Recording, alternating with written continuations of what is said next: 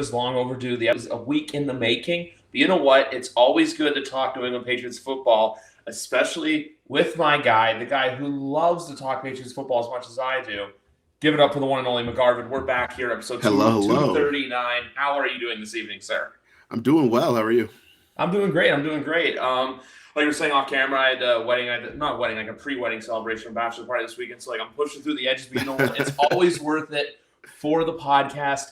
And the realization too, 21 days from now, we have our first full Sunday of the football season. Yeah, can't wait. I mean, man, it always feels like once football season's here, it's like pretty long. It never feels like, oh man, that went by so fast.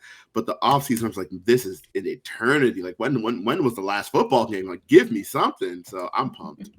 Exactly. I got Chargers and Saints on in the back right now. The Saints up 13-10. And you know it's just great to see. You got football of all sorts too. Because you have this, you have CFL in its midseason form, and college football right around the corner too. I believe starting next weekend. Yes, so we are there. It's a whirlwind of just football on football on football, and you love to see it. But what would a football podcast be without talking about everyone's favorite NFL team, the New England Patriots, which unfortunately, looks, that's the thing. I didn't get to watch last night's game, so we can walk through it. But obviously, look, I know about the Isaiah Bolden incident. We're sending the best out to him. We're glad to see he's okay. But all in all, from your perspective, what did you think of New England's performance last night? I thought it was encouraging. I know that there were questions about the offensive line stemming from last week's game against Houston. And I mean, I had all of the same questions. And I knew going into yesterday, they'd be down a number of starters, right? So Cole Strange hasn't practiced in like 2-ish weeks. Who else? So we had Michael Nwenu, who's still on PUP. Yep. Calvin Anderson is still on NFI. So, you go in knowing like, all right, they're going to be down some guys. So we'll just kind of see how it goes. And all I was looking for was improvement from last week to this week. And I think I got that. So I was encouraged by the offensive line's performance, even though obviously Matt got sacked. Zappe got sacked. Both of the tackles each gave up one apiece, that being Andrew Stuber with the second team and City Sal with the first team. That both gave up sacks. But other than that, it was encouraging. They were able to get some movement on the ground, which we didn't see last week. That was a big concern of mine. Like the interior wasn't getting any kind of push. This week, obviously, that was a little different because they were running the ball well, especially in the second half. The second team O-line, you had Chase and Hines, Jake Andrews stepped in, and then James Ferentz, and that was your interior three. And they were able to get some push. Not so much Ferentz, but everyone else was able to get some push. So it was good to see. It was encouraging. I know a lot of people kind of want the preseason to be like a finished product, like, oh, what is it going to look like when we play Philly? But these are baby steps, right? Like we just needed to look better than it looked last week, and next week will look better than it looked this week. And then, we're 2 weeks out from Philly from there. I think that's all you can really ask for in the preseason, especially in a team. Look, obviously New England's a dynasty. There's a lot of people online saying like, oh, can you just admit New England sucks? Like you're not that good, this, and this. But we know that this is a team where they're going to be competitive. You have to give it time, and it's one of my favorite expressions to use, which one of them is a very not safe for work one, but the other one is walk before you run. And that's what this seems like through the Houston game. And what I saw just through Twitter, like for guys like you and other various Patriot people, basically being like this team, like, hey, it's going to be a work in progress. I still feel like there's going to be a couple growing pains games, especially in the early regular season. But you know what? As long as this team's competitive down the road towards Christmas time, I think that's all we can really ask for as Patriot fans. Absolutely. Get yourself in position to really go on a run. And that's what we saw in 2021, where the team was like, so to start, then they hit a stride. And everyone's like, oh, they beat up on bad teams, but you can only play who's in front of you. So if the only teams in front of me are bad, that's not really my problem. It's their problem. Yeah, like even with going back to that stretch, the one game I always really look at from 21 is even though they lost the Dallas game, because that was a very hard-fought game, and then the Charger game. Just because, look, the Chargers were a good team, but Belichick, for some reason, knows how to shut down Justin Herbert. I think he hasn't played well against them. His two worst career games on paper, I'm pretty sure, were against the Patriots. 2020, the Cam Newton year when they won like 45-0, and then in 2021, same kind of deal. So it's interesting. I don't know. I don't imagine that this team is going to be like very good, right? My prediction earlier in the offseason was 9-8. I still think it's about 9-8. I can, see 10-7. You can talk me maybe into 11, but really it's about about there. And really, all I think it takes for the Patriots to get there is really to just go on a run in the middle of the year. Last year, I remember just kept thinking like, okay, if we can just go on a run and like string together three or four good wins, like this is a playoff team. And we didn't. Obviously, it took it to the very last game against Buffalo to, finally be eliminated. But prior to that, it's like, all right, at any point, if we just go on a run, that's great. I think the Patriots are really good at that. They did it during the Brady era. I think they intend to do it again this, in the Mac Jones era, where they not necessarily start slow intentionally, but they're still figuring it out. So you end September 2-2, or thereabouts. 3-1 would be ideal. You go in October, you win a couple there. If you can get to Thanksgiving, 6-3 or whatever the math is from there, you're in pretty good shape and you can just go on a run. That's all I'm looking for. And I think the preseason is a great stepping stone for that. You want to see them get better every week. We didn't see that last year. And I think me personally, I definitely like kind of undersold how big that was. Where it's like, oh, it's just the preseason, they'll figure it out. Oh, it's just the preseason, they'll figure it out. And they just never did. So I think it's better this year where you're looking and you're like, all right, there's nothing major to figure out. It's just kind of like small things here and there and everyone getting on the same page. Yeah, I completely agree. Actually, as I go on a side note, just because I flipped it over from the NFL preseason to CFL football, and the quarterback right now for the one team is former Patriot Jake Dolgala. So, Patriot legend. Yes, Patriot legend Jake Dolgala playing for the Saskatchewan Roughriders. I had to point that out. So I'm like, wait, that name rings a bell for a second. But yeah, I completely agree with you. Like my thing too is going into that Saints game 2-2, obviously because if you can, my thing right now, and I said this a couple weeks ago, and I was asked by some people, oh, what are the Patriot wins? And I said Miami week 2. I said that, like, look, I can see it, yeah. But they were like, really? And I'm like, I said 2 reasons. I'm just like, Miami's a weird team in New England. The games, like, in Miami, obviously, look, New England gets cooked down there, figuratively and literally. Yep. But in New England, there's never the only bad Patriot game in Miami in recent memory, although, like, they did lose in 22, but, like, or 21, excuse me. That was the Ramondre the fumble. Yeah. But and then 2019 was like the last bad loss I could say in New England. Week 17 game where Devontae Parker cooked or Mike Gesicki cooked Patrick Chung for the game winner. I remember that game. Yes. And Orlando Roberts caught a touchdown, I'm pretty sure, in that game. Yes, that was sick. A 44-yarder, completely uncontested. That was sick. Sick. So that's my thing there where I'm like, and also too because we're in the throwbacks that night. That's what I'm just like, it's a uniform game. That game, like I look at the Saints game just because those are 2 teams where you don't know it. And then Thanksgiving I also look at too because the game after the Thanksgiving for us is the bye. +2, that's the Giant game. And that's going to be a great litmus test because both are teams with, even though the Giants played well last year, have a lot of question marks around them. And especially, too, that I know everyone kind of looks at, hey, why did they go on a stretch in the middle of the season? December's not easy for them because you have the Chargers. Yep. December 2nd, yep. I still say this Steeler game is probably going to be whoever loses that game is going to be probably out of the AFC playoffs. Yeah, I would agree. I agree. It's like a figurative eliminator. Like, it's not a legit eliminator, but it's going to feel like it. Mm-hmm. And then it's essentially a playoff game. And then essentially, look, I say this publicly, my birthday is December 20th. December 18th, they play Kansas City. Ever since Tom Brady has left, they've given me nothing but L's for my birthday, including last year's wonderful one against Vegas. And then Denver Christmas Eve is a game where I think it's the same thing as Pittsburgh, honestly. Yeah, I think I disagree only because I just don't think the Broncos are going to be that good. I think we're putting a lot on the plate of – we put a lot at the feet of Nathaniel Hackett. Oh, he's the reason they were terrible when Russ just wasn't very good, and he hasn't looked very good this year. And you'll have Denver fans who will be like, well, no, it's because his O-line was terrible, but the O-line's still terrible. So I don't. That doesn't make me feel any better. I mean, their fans were showing a lot of fight in the stands last night in that game against San Francisco, though. Oh my goodness, throwing haymakers. I want to be like, guys, I get like your football fans are riled up, and we all love this game, and we like. Our emotional stress levels and mental health lean on how these 53 men who have no idea who the hell we are do. But guys, it's the preseason. Like, let's just we're just not throwing haymakers in the preseason. That's silly. Yeah, exactly. But no, I always say Denver. I'm not ready to rule them out just because of Peyton, but I'm not here to say they're going to be great. I just still think they're going to be that team that like come Christmas time that they're like in the hunt graphic shows and they're like one of the last 2 teams that are in that graphic. I can see that. Yeah, for sure. I can see that. I can see that. +2, I know the Patriots always seemed, even going back to the Brady days, Mile High has not really been an easy place for them to go and win. Yeah, very true. Very true. If I just believed in Denver a little more, I think their defense is going to be great. I have real questions about that offense. So we'll see. And from a betting perspective, I think you go under on Christmas Eve. If I'm just you, I think that's a low scoring defensive game, and For sure.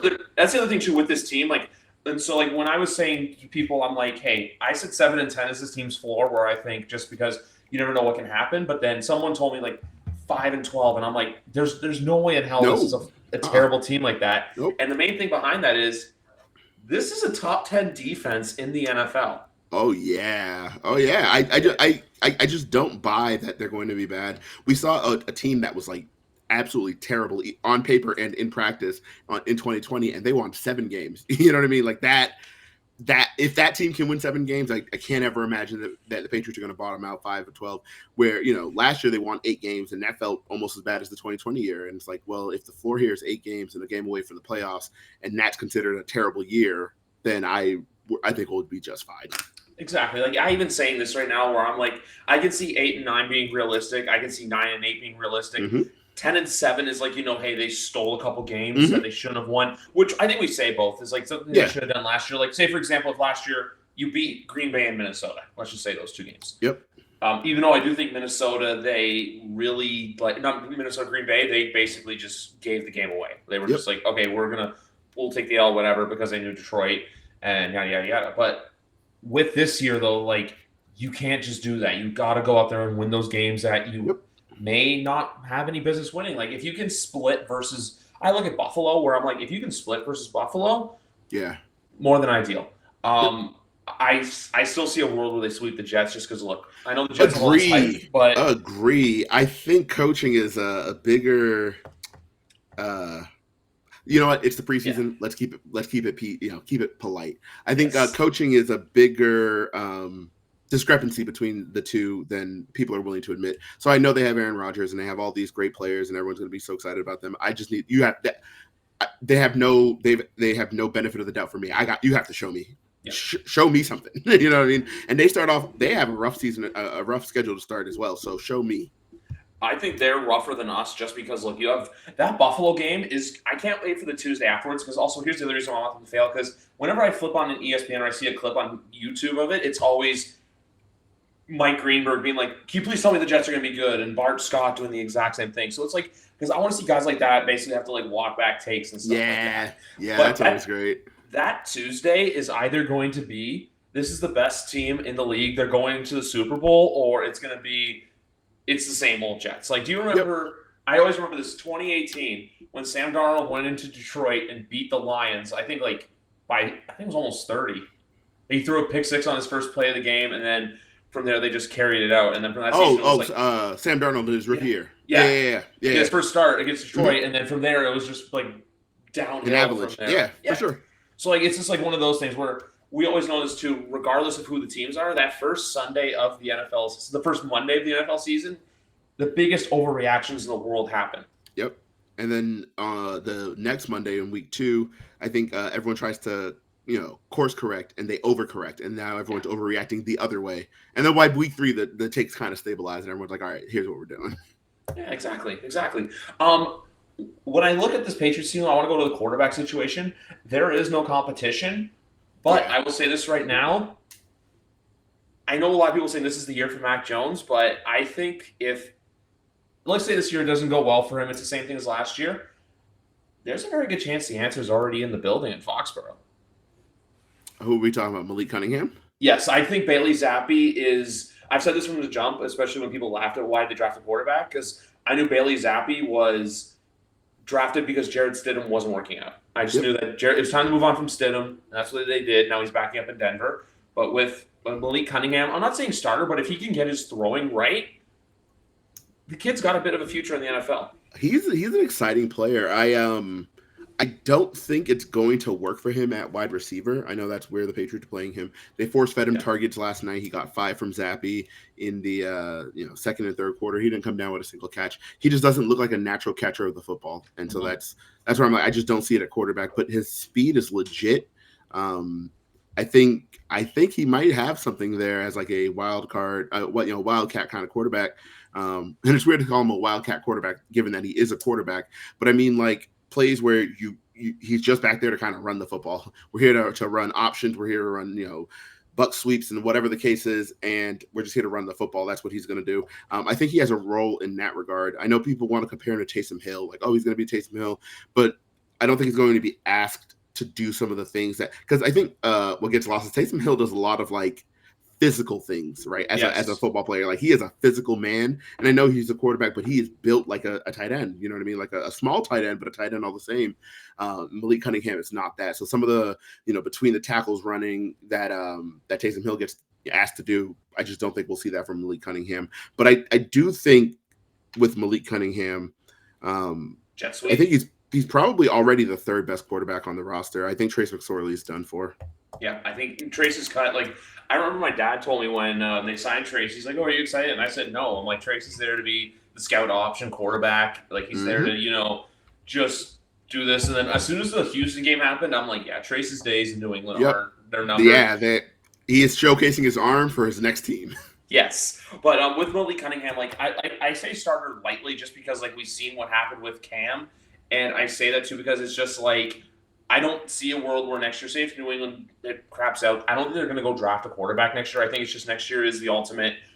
What Daniel Jones went through last year, where it's like, hey, they're not picking up the fifth year. It's for Mac. This year you have to go out and prove yourself, and then if they have to pay him in 2025, we'll worry about that then. So for now, it's kind of there. But then I said this to you earlier, and I don't know if you picked it up. I said for Malik Cunningham, he could be the perfect jet sweep quarterback where, you put him in, you have Mac there, and then you have Cunningham just out there, and then you basically just run a jet sweep with him, and then boom, if you're in a close yardage situation or if you're near the goal line.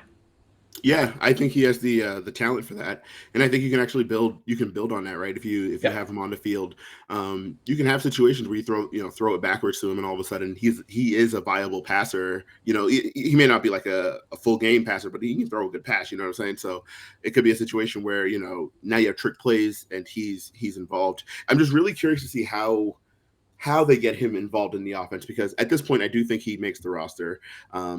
I just don't know in what capacity. I know that some people all of a sudden want him to be, QB2, behind Mac Jones, ahead of Bailey Zappi. And I think Bailey Zappi's a better quarterback, I think there is merit to that idea, just because now you can keep a third emergency quarterback. I wonder if you can, I wonder how they would feel about Mac and Malik, dressing for a game as like your regular quarterbacks, and then having Bailey as that third emergency option. So that'd be really interesting. But I think Malik Cunningham is intriguing enough that you kind of keep him around and see what you can do there. I just don't know that it'll be at wide receiver.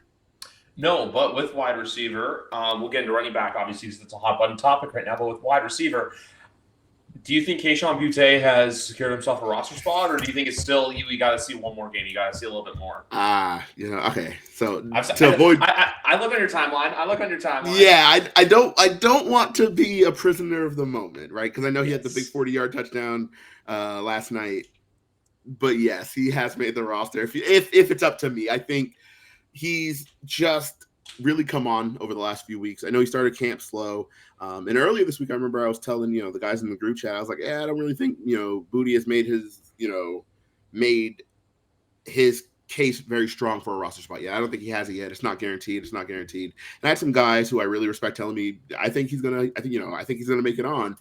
And then you watch, and he had the game he had last night. He had 2 really solid weeks of practice. Then you think back to his entire, and I hate the term so much, but his draft pedigree, right? Should have been a first-round pick if he'd come out last year. He didn't. He went back to LSU, and obviously what happened. We talked about it after the draft. Yeah, exactly right. And so he fell to the 6th round. He had a poor combine or whatever it was, that caused him to fall. I think all of that, though, the talent is still there. So I think between the talent, his play of late, and then obviously his game action last night, you saw he put the burners on after he caught the slant. It was just gone. You're like, yeah, I think he's on.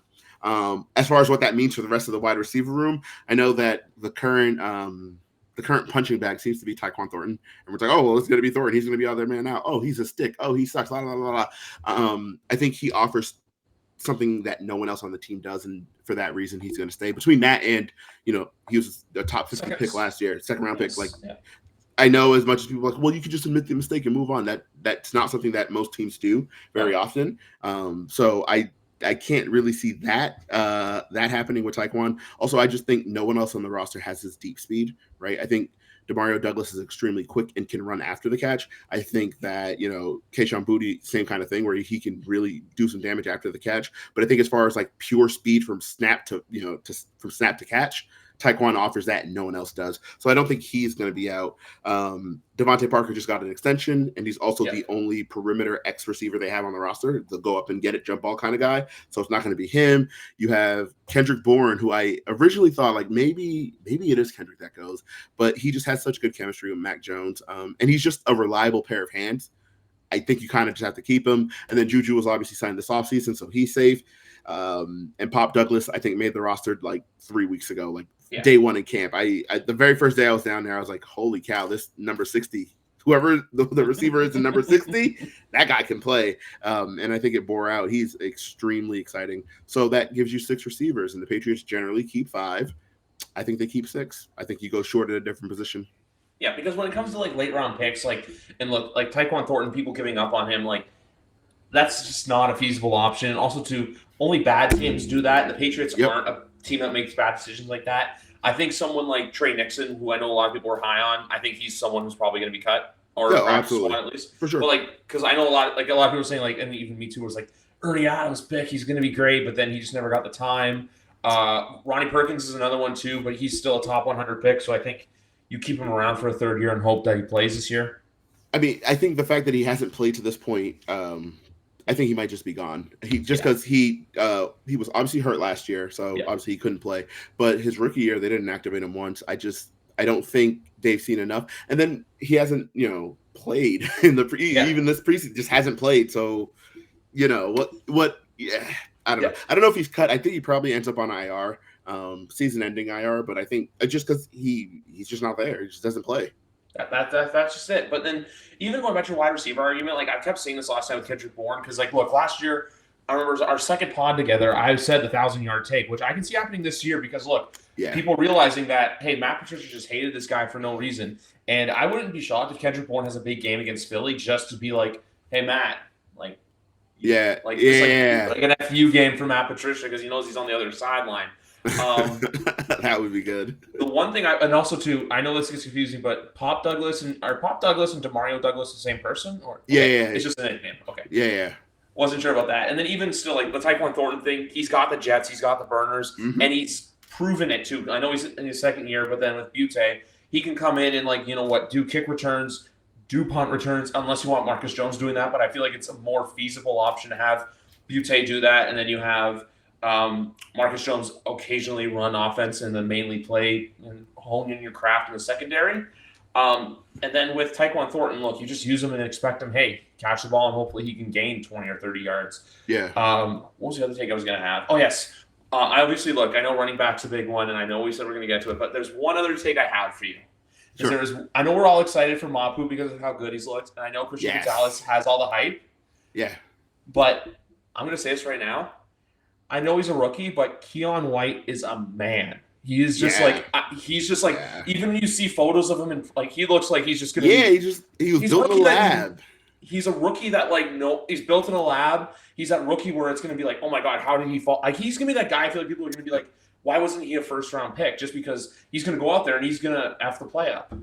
Yeah, I thought for sure he was going to be a first round pick in last year's draft because everyone had him as a first round pick, like all the mock drafts, and then he fell, and I was like, okay, that's really weird. And as the pick was coming up, we saw that the Patriots are on the clock, and there were people who were talking about it being Keon White, leaks. Oh, per source, it's going to be Keon White.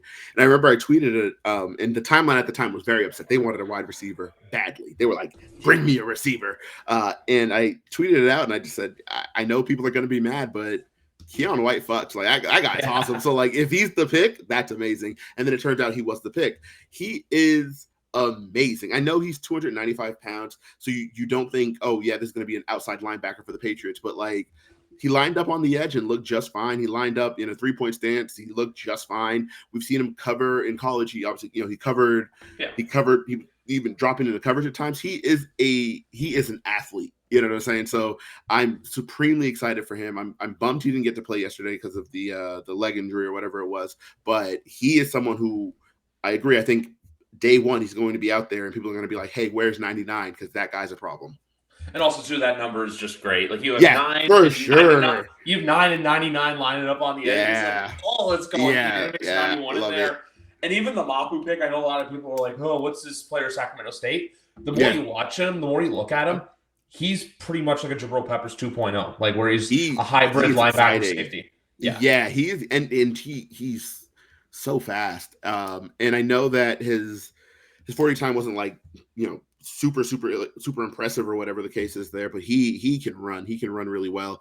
And he's not afraid to be physical despite being undersized. He's 230 pounds, yet he has no problem going over and hitting. He's good in coverage. I'm really excited about this draft class. I think Christian Gonzalez is a slam dunk. I think the way he covers is so technically great. And so people will want to really quickly, anytime there's a mistake, hey, look, he didn't do that. But I'm like, no, he's fine. He's fine. He's a good player, and his movement skills are so good that there are times where he looks beat and he is simply not. Yeah, like I just don't want people to be with Christian Gonzalez, where it's like, you know how Sauce Gardner came into the league, like lit the world on fire, and then you had the same thing with Pat Surtain as well, who I still feel like is very underrated in a sense. Where he's the best corner in the league. I'm going to say it, and people are going to agree with me by the end of this season. If you don't already agree, you're going to agree. Pat Surtain is the best corner in football right now. Yeah, but then I feel like with Gonzalez, it's like if he's not that right away, people are gonna be like, "Oh my god, like it was worth the pick." We'll just be like, "Guys, you got to give it time." Like Pat Surtain in his first year, there was like, if we can see flashes of, hey, this guy could be a decoy one day, that's what you're asking for. Like I don't want people to be like where it's like with Sauce Gardner, where it's like he comes in the league right away and he has this cockiness, this swagger, this attitude, and he can back it up. I just don't see that from Gonzalez, but we'll ultimately wait and see. This, like I said earlier, this defense is going to be exciting. I think I completely agree. I think the thing with Christian Gonzalez is when people take a corner in the first round, there's obviously heightened scrutiny. When you take a corner who was supposed to be top 10 and you get him at 17, you're going to have a lot of people saying, obviously, oh, what a steal of a pick. I'm one of those people. What a steal of a pick. Same and here. Naturally, on the other end, you're going to have people saying, well, he's actually not that good. Oh, he's not that good. He's not that good. And so they overanalyze things to the point of absurdity, where there's so many, oh, is he physical? Oh, does he even tackle? Look at him. He's just kind of running around out there. And it's like, I think we're over scrutinizing the fact that like he's a good player who needs to be more aggressive in run defense. Absolutely. But he's a cover corner first and foremost. Like put him out there and just let him run with receivers and you'll be just fine. Last night he had a DPI called on him that wiped away an interception. And it was one of the worst DPI calls I've ever heard in my life. So, and you obviously a lot of smart football fans were like, oh my gosh, bad call. And then you had not as smart football fans who were like, see, this guy sucks. Look, DPI is a rookie. And I'm like, oh, come on. Like it was an incredible play to recover after looking like he was beat. And that's something that if you didn't watch him in college, I think you're going to have a hard time with is there are a lot of times where he looks beat and just is not. Because his movement is so good that you're like, he's going to get there and he'll be just fine. So this is another play where it looked like he was beat. And as the ball was arriving, all of a sudden he's underneath the ball, punching it into the air. So he's going to be a great corner. I think people just need to give it some time. Exactly. Like if he goes out there, let's say week two, just because that's a big wide receiver matchup. Obviously, look, I don't know what's going on in the Miami secondary right now between injuries and apparently secret sex scandal. Yeah. Getting his Bentley smashed into. I don't know. Yeah, that was a weird thing, and it didn't really get all that much pop. Like I saw like 3 tweets of it, and I was like, that was weird. And then no one talked about it again. I was like, cool. Including a meme of it that said, "You're gonna make me say fins up so hard right now." Oh, but it wouldn't be a Patriot podcast if we don't talk about the big elephant in the room. I've been teasing it, but we got to get into it. Zeke's here to feed. I know. For some reason, I think I said 4 to you when we were DMing about it because he was the number 4 pick, and for some reason I thought he wore 4 to Ohio State, but he's wearing 15. Yep. And I've been saying a lot of people saying like, "Oh, Zeke's cooked. It's this and that." I don't think he's being brought in here to be the Zeke that he was when he was drafted. I think it's for 3 reasons: pass pro, maybe some goal line, and you know what? Just to be complimentary to Ramadre. It's those 3 things right there. Like, there's never a competition running back. We always know who RB1 is. Yep. I think, RB1 is most certainly still Ramondre Stevenson. He had a really nice run yesterday. he's one of those players that everyone kind of forgets is really good every single week. So like Yep. on Monday, everyone will be like, "Oh, Ramondre Stevenson's not that good," and then Sunday he does something incredible. It was like, "Oh, this guy's great," and then Monday they're like, "He's not that good," and I'm like, "What? Yes, he is. Yes, he is." Did you not just watch what he did? Yeah, how do you forget? But in any case, I Ramondre Stevenson absolutely RB1. I think Zeke is a really good number 2 back. That is a running back room in that point. As far as the whole Zeke is cooked thing, the argument that people have are, well, his yards per carry were down. He was down to, I think it was 3.8 for the first time under 4 for his career. And so people were like, well, obviously he's cooked, not accounting for the fact that he had a lot of goal line runs, and those just aren't going to pick up a lot of yards. Like if you're, what was it? 7 of his 12 touchdowns from last year were 1 yard runs. You know what I mean? Yeah. Like it's going to screw with your average. He still had 875 yards. Good player. And he catches the football well. That's like something. Yes, this pass pro is really good. I know we're going to, a lot of people are going to talk about that. It's going to be mentioned on the broadcast in week 1, 8 million times. He is very, and he should be, because he's very good at it. But at the same time, I think he's a better runner than people are giving him credit for. But beyond that, I think what he can do in the passing game, as far as, being a pass catching back, I think that's something that people are sleeping on. I think he's going to have a bigger role than we're currently expecting. When he first signed, I was like, okay, yeah, he's probably going to be here for, to run the ball and, maybe pick up like 400 yards. But I think they really realistically, it will be a bigger timeshare with Ramondre Stevenson than we think. I think he'll eat into more snaps than we currently expect. So I think, obviously, I always thought the Patriots needed another back after James Robinson, because I really like the James Robinson signing for the reason of giving you another back that can do it all, right? If Harris is your goal line heavy back and Pierre is your change of pace back, then you obviously need someone who can just do a little bit of everything. I think Zeke fits that super well. So it gives you a top 3 running back room of Ramondre Stevenson, Ezekiel Elliott, and Pierre Strong. I think that's pretty good. And then you can move, do what you do as far as the 4th back goes with Kevin Harris, or maybe someone else you pick up on waivers or after roster cuts or whatever the case is there. But I think Zeke is being a little underrated after years of being a little overrated. So I think it's just one of those weird things that happens.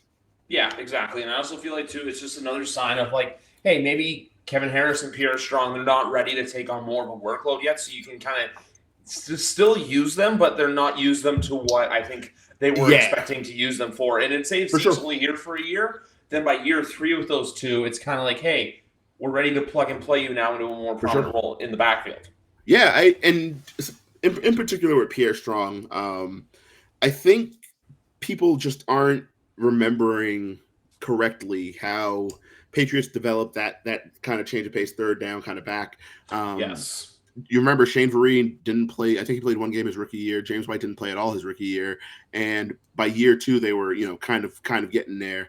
And it wasn't even perfect in year 2. If you remember 2015, James White's 2nd year, they targeted him like 52 times in the AFC Championship game. He came down with like 3. That was a terrible game. That was the year we had Steven Jackson. I remember that. So people were like, see, this guy sucks. And then year 3, he was absolutely indispensable. Everyone's like, yeah, this guy's incredible. I think it just takes a lot more time. Exactly. You think about Shane Vereen's same outlook. He didn't play his rookie year. His 2013 was fine. And then 2014 he became an indisputable piece of the puzzle, and again won a Super Bowl. Yeah, so it's like maybe give the Patriots time to work on giving these types of back the time they need, because when we see that they kind of know what they're doing with it, like they're just developing these like pass catching, like 3rd down, we're gonna give you a little something different kind of backs, just giving them time. I think prior to Zeke coming here, Pierre was going to have to do a lot more than I think he's necessarily ready to do right now.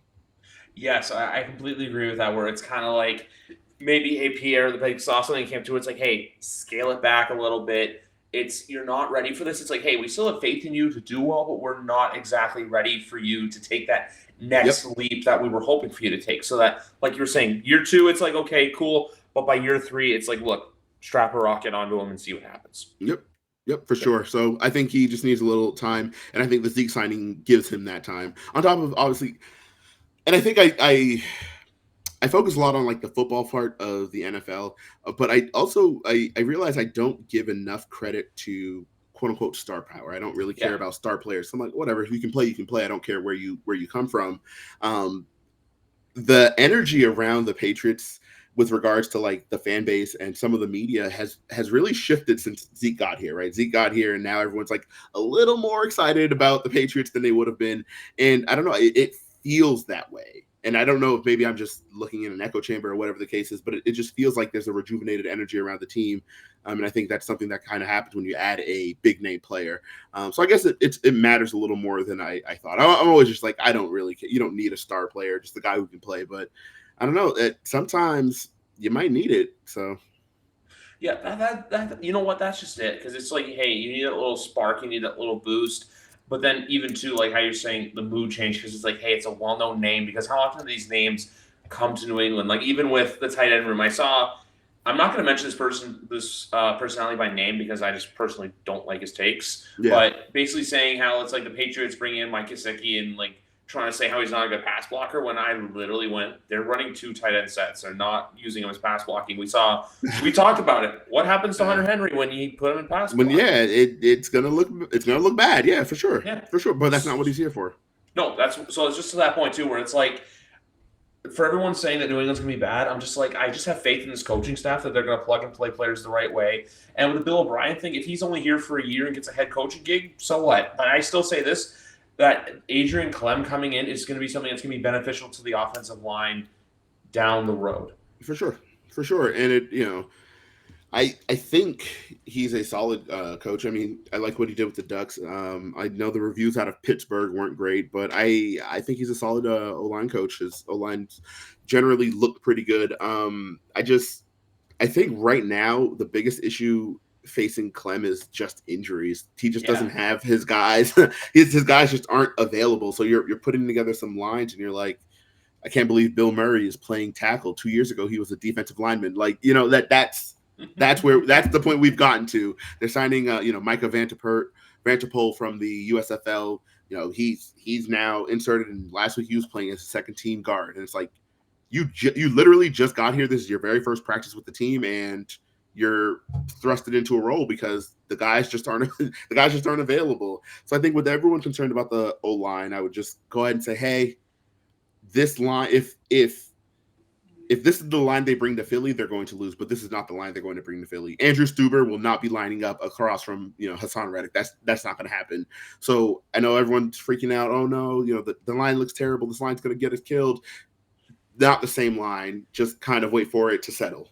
Like, do you want to watch a verbal assault, not verbal, like a literal assault on a field line of Andrew Stuber against like Jalen Carter? Yeah, right. That's gonna look bad, but they're not gonna do that because Trent Brown is available. He will play in that spot. So yeah, the backup linemen aren't playing super well. That's fine. A lot of them are just young, right? Yeah. Antonio Mafi, Jake Andrew, and City So. These guys are literal rookies, and they're being asked to like step in. City Sal's playing, starter reps, and Antonio Mafi, same thing. He started the game yesterday. So these are young guys being put in an unfortunate position just because the guys around them are just not available. So we'll see how it looks. There are still, 2 weeks before we're into the regular season. These guys are going to get healthy. They're saying Michael Onwenu is, day to day. He'll be back soon. And then today we had a report that Calvin Anderson, who's on the non-football injury list, is working his way back and close to returning as well. So I don't know. Give it a little time. Again, it's all about time. It's still summer. I know it's getting a little cooler out, but it's August 20th. It's still the summer. There's still a little bit to go before it's time to play football. Give the guys some time to get ready, get healthy, and get out there. Let the steak marinate before you throw it on the grill. Most certainly. I always say that. That's just the thing I love to say. Like when people even when I talk about the tight end play, where I'm just like for example, I'm going to throw out a name because it's in division. Dalton Kincaid. I don't want people excited on him, but I'm not. I don't want him to come out here and be like, oh, it's going to be like, if he comes out and has a great year one, then it's just like, it is what it is. I just think with tight ends, you got to give them time. It's like the people who always. It's like the people that go, why wasn't Travis Kelce a first-round pick? And I'm like, go watch his college highlights. Yeah, like there's a reason. Yeah. With the tight ends in general, I completely agree. There are less talented tight ends in the league right now that people seem to realize. Like there are, the upper echelon of tight ends is like 4. After that, you get a lot of guys who are about the same skill level wise. But we see that tight ends need time to develop all the time. One of the best rookie years we saw from a tight end was what is homie's name? He got traded to Noah Fant. He had a great year. for I a said rookie Denver tight end. should not have traded him when that I trade was made. I agree. He's a really good player, but he had quote unquote one of the best rookie years for a tight end in a long time, and he capped out at like 400 yards and 5 touchdowns, something to that effect. And it was like, yeah, because it takes a little while for these guys to get it going. So, yeah, I think Dalton Kincaid's going to be very good, but I just don't know if he's going to be very good right now. And luckily, they don't need him to be because they have Dawson Knox, who is, for whatever reason, supremely underrated. There are Bills fans that I follow who just constantly shit on him, and I'm like, that's a good player, man. What is happening? Yeah. I think last year it was just he did get a contract extension, but he did have the off-field tragedy with obviously his brother passing away. Yeah, so for sure. If there's someone to have a bounce back year in the NFL, I would knock on Dawson Knox, because they're both okay. But I was just throwing that out there with this because when I said to let the steak marinade with like running backs and stuff like that, it's the same sort of thing with tight ends. It's like the people that are already saying like, "Oh, Kyle Pitts was a bust. Why was he this?" And Yep. Give him time. Remember coming out of college, everyone was like, this guy's going to be like the next big thing. Like they're already doing it with Brock Bowers down in Georgia, where I'm just like, tight end to college to NFL, you're going completely up against different animal. Men. Exactly. Yeah, completely different animal. So actually, I want to do this just because it's fun. I know you're going to hate me for saying this. It's from Colin Coward, but it's a game of a list he made a few weeks ago. Okay. It's a list of guys he has as no doubter Hall of Famers. I'm not going to say all the names because there's a lot of names on here. For example, like Aaron Rodgers, Trent Williams, Jason Kelce. Like those guys are locks. Yeah, for sure. The names that he has on, there's 2 names on here that I'm still not totally sure when I think of them. It's like first ballot lock right now if they were to retire. Okay. One of them is Myles Garrett. I think yes, but I don't know if he's like first ballot like immediately. Okay. Like I put TJ Watt over him in that, no doubter. Yeah. That's an interesting take. That is a legitimately interesting take because I'm unsure. It doesn't feel right, but I can't dispute it. So I'm like, dang, I think that's wrong, but I don't know enough to tell you that it's wrong. Maybe like I'm wrong or no, or that Colin's wrong for having him on the list. I think it's a lot closer than originally. I was like, oh no. Then I thought about it. I was like, actually, so maybe. Yeah, and then the other one is Bobby Wagner. Oh, okay. Sure. Right. Like I don't know if he's like a stone cold lock, but I think he should get in, but I don't know that he's going first ballot. If he retires right now, he's 5 years from now, he's in Canton. I don't know if that'll necessarily be the case, but Man, Canton the next 20, I don't know what 24 is going to look like, but I know hopefully Robert Kraft's a part of that class, which I don't know why. Oh my goodness, right? That would be great. But 24, I don't know what 24 and 25 is going to look like for. I believe Eli's going to be 20. That's Eli will be in one of them. And for everyone, I know everyone likes to say, "Oh, he doesn't do this." I give Eli his roses, partially his name, but partially the fact too he beat the greatest of all time in 2 separate Super Bowls. Yeah, so he's going to get in. I don't necessarily agree that he should get in, but I think he will get in. It's one of those like he will, but should he? I don't know. If the conversation is will he or won't he, I think he will. I think it's like the Steve Tasker, Matthew Slater argument, where a lot of Bills fans want Steve Tasker in, but he should be in. It's the jewelry. He's missing the jewelry. But exactly. So when I've had this discussion a few times this past you and I've had this on here. Yeah, with Matt Slater. I think he should get in. And everyone's like, well, what about Steve Tasker? And I'm like, at the end of the day, though, rings matter, right? All those accolades matter, and there's a reason they're all in consideration. Matthew Slater has 3 of those. Like that speaks, and he played he's entering his 15th year or whatever. It's like, yeah, man, that guy. You add his accolades. I know he hasn't been in as many Pro Bowls, and he has, I think, 1 less All Pro, but he is who he is. Like he's going to get in based on the jewelry, and people are just going to have to be okay with that. So I'm going to look it up right now. There is one guy who came to mind who I think is eligible next year that is getting in 100%, and that's probably Antonio Gates. Yes, has to. Undrafted to 3rd all time. Like he is. He's most certainly. He's one of those guys that you wish had seen win, but unfortunately Tom Brady just kept beating your team. Yeah. Unfortunately he was a Charger, and that was unfortunate. I don't know if we've ever had the conversation, but earlier this week I did have the conversation with regards to the Hall of Fame. Every Patriot favorite argument is Julian Edelman. Should he get in? I think absolutely not. Yeah, I don't think so. I think I could see him being that guy where it's like 40 years from now and like he like gets his call, like where it's like all these like old guys now. It's like how there's like a bunch of people, then there's like some people that like played in like the 70s that are just getting in now all of a sudden. Like I can see that Yeah, happening with Edelman. I I just don't like think he has the accolades. he'll get a red jacket, but I don't know if he'll get a gold Most, jacket. and I think that's totally fine. The red Yeah. jacket is more than good enough. But that also sprung into a separate discussion of, what Patriots player outside of Tom Brady and Rob Gronkowski from this, era of Patriot football should be in the Hall of Fame. I don't think a lot of them have a super great case, but I think one that's really interesting to me is Devin McCourty. I was about to say that. I think it's close. I don't know if he will, but I think it's a lot closer than we think. I think he's in that like Rodney Harrison territory where he's going to be on the ballot for years and years to come. But he'll eventually get in. I think so. Another player too is Hightower. I think Hightower gets in. I just wish he played more. Obviously, that's my favorite player of all time. So personally, you put him in right now, and I'm not complaining. Yeah. I wonder though if they will just think he hasn't played enough. They seem to really value longevity, and I know he played 11 years. That's a lot, but apparently I always want more than that. He never led the league in like sacks. He never led the league in like he doesn't have any of the counting stats, right? He just has like impact plays, and I don't know that you can get in the Hall on impact plays. I would love that though, because that is my all-time favorite football player. The list for first timers next year is like a lot of my childhood. There's a lot of cool names on it. Is it cool if we run it down for a second? Yeah, let's hear it. Julius Peppers gets in. Yeah, absolutely, love him.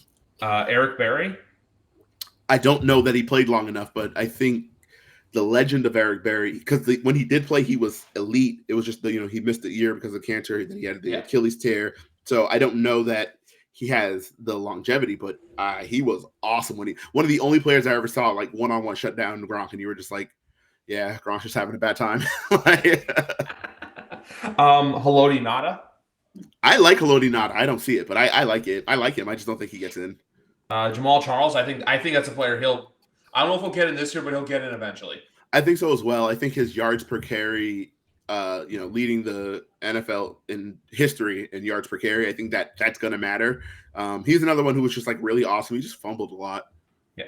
And then one player, this one I don't know, is Brandon Marshall. Man, okay. He is going to be the ultimate litmus test for regards to how much winning matters, because he did not win a lot of football games. He was on some very, very bad teams, but Chicago. He was a sick football player. Yeah, he was in Denver, New York. He with the Jets. Yeah, he was an awesome football player, but I just don't. He never. He hadn't won a lot. That's just the reality of it. And I think between that and just not being the best receiver at any point, I think that makes it tough, because like he was always like in my mind just outside of like the top 10. He had a couple of top 10 seasons, but he was never like a top 5 at any current year wide receiver for me. So I wonder if that plays against him as well, between the winning and never being always being very good, not elite. I think that's going to play against him. The one position though where I think the winning didn't matter this year was Joe Thomas, because obviously he was on Cleveland through a lot of bad, but but that durability and eliteness in position. Yeah. I think him playing at such a high level obviously matters, but I think doing it at a high level and never missing a snap, come on, that's legendary shit right there. Exactly. Next one is Kyle Williams. This is a player I don't know if he's another one. I don't know if right away, but maybe down the line. He's Buffalo another one Bill legend, but I don't know if it's Pro Football legend. Yes, exactly. That's perfectly said. I think he's another player like Brandon Marshall, where he was just like always very good, but like on bad teams. Never really won, and never top 5. So we'll see if it matters. I like him. I like him a lot. He was my favorite Bill for a while. So not that I had very many, unfortunately. And then the rest of the names on here. Oh, one name I found right here, boom, is Sebastian Janikowski. That's like a first round pick, and backed up the first round pick. Yeah, okay. As a kicker, sick. There is a bunch of names on here, but there's only a couple more I want to talk about. One is Jordy Nelson, the original white boy wide receiver. Like him a lot. Don't see it. And this is one I'm going to say no, just because of how long he didn't play for. than Andrew Luck. I just don't. I think if he No, played longer, yes. No. I completely agree. I actually don't think he has a very strong case in general. I don't think he ever gets in. Just doesn't have the accolades. It's like you go through his his awards, his NFL awards, not really there. Never won a Super Bowl. Missed like what 3 full years in his career. Like as far as number of games goes, I don't see it. He did that, and then also due to his playoff success. I remember it was like the 3 seasons. I remember him in the playoffs, obviously excluding the last season when Mahomes beat them in the divisional round. You lost to Ray Lewis on his farewell tour. Yep. You lost to Tom Brady. Yep. Then you got your ass kicked by Tom Brady. I know that's a very controversial game for a lot of people, but let's be honest. He had 1 touchdown to rest in peace Zerlin Tipton, but then it was like 14-7 at the half, and then after that, it got ugly. That was a Garrett Blount legacy game. Yes, so that was and David Andrews too. I love that game because Dante Hightower had an interception in that game, so I was like, okay, that's awesome. And the game opened with the Alfonso Dennard interception, where he just outmuscled Levon Brazil at the couch point, and I was like, wow, this team is going to get their ass kicked, and they did. So. No, it wasn't. My bad. It wasn't David Andrews in 2015. I think there was a lineman touchdown in that game too. Which? Yes, it was Nate Solder. Nate Solder. That's what it was. Yep. I said David Andrews for a second. Yeah, it was Nate Solder caught a touchdown pass as well in that game. Yeah. All right, so that was cool. But obviously, with the Philadelphia game, it's also the Tom Brady game, and random Tom Brady highlights on Twitter showcased a game that I had forgotten about what happened. Just with how there's the famous who was the Pittsburgh player in 2007 again that said that was it Nate Smith? Was it Anthony Smith or Anthony Smith? Yeah, one of the two. There is another one. I forget I forget his last name, but it was Thanksgiving 2010. Oh, Alfonso. That was my gosh, what was his name? It was Alfonso, but I just. Oh my goodness. But that was the Brandon Tate game. I remember that. That was 2009. They were in the red uniforms. Alfonso Smith. Yeah, where you hit him with the finger wag. Yeah, and then things got hideous. Deion Branch obliterated him. It was crazy.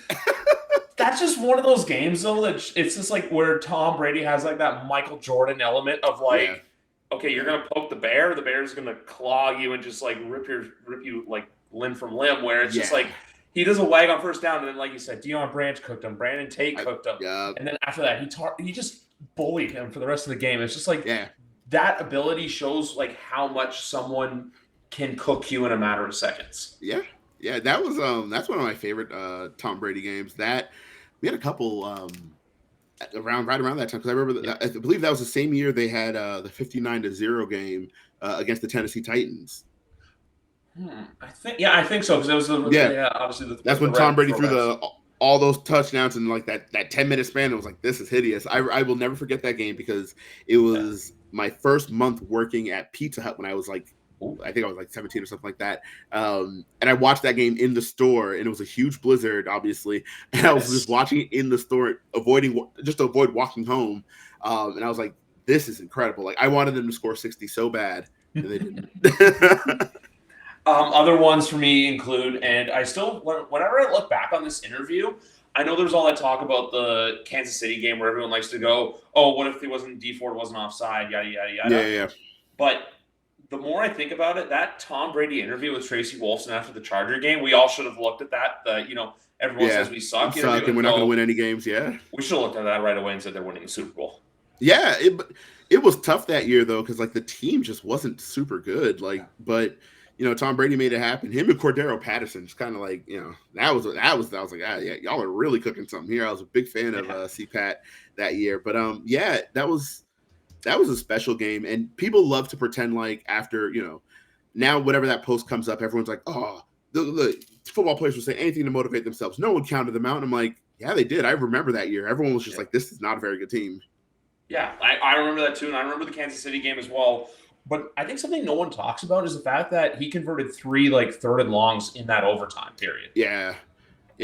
And that was I will never forget that game just because of Tony Romo. That was like peak. That was the last time Tony Romo was incredible to me. I was like, this guy is amazing, because he was calling it out and it was just happening. And you're like, this guy's and he was so excited, like this guy's absolutely cooking. And then after that, he fell off a cliff. But that was that was great. 3rd and 10, in overtime, and it's just like, fuck it, I guess I'll convert. And I don't know, you McGarvin. From there. I don't know, McGarvin.